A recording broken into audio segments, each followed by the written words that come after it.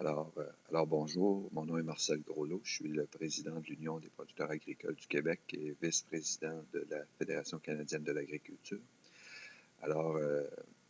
Durant les 3 derniers jours, le Québec a eu la chance de recevoir la Fédération canadienne de l'agriculture pour son conseil d'administration, pour la tenue de son conseil d'administration estival.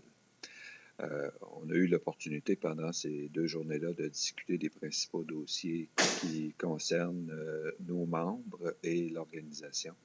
Alors, on a fait le point sur certains enjeux de fiscalité qui ont des impacts sur les fermes canadiennes, la recherche, le commerce. Le Canada négocie actuellement plusieurs ententes commerciales avec l'Europe, mais aussi avec d'autres pays, dont une qui est très importante, celle du partenariat transpacifique.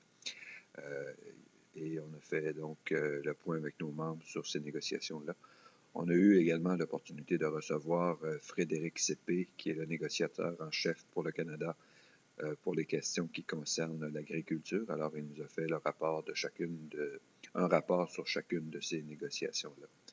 On a eu également la chance de recevoir le président de l'Organisation mondiale des agriculteurs, M. Robert Carlson, qui est un producteur agricole du Dakota du Nord, situé naturellement dans les États-Unis.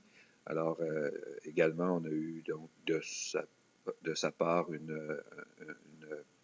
un aperçu de l'évolution de cette nouvelle Organisation mondiale des agriculteurs dont le siège social est à Rome et qui, depuis déjà 3 ans, existe et progresse très bien. La Fédération canadienne de l'agriculture est un des membres fondateurs de cette organisation-là.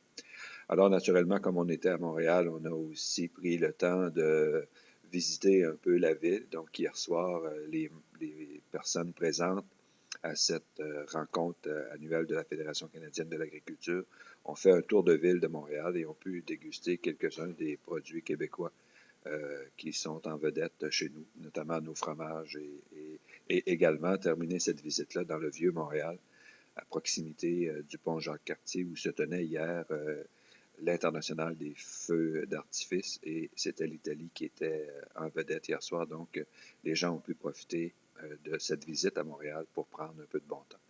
Alors voilà, ça complète ce petit rapport.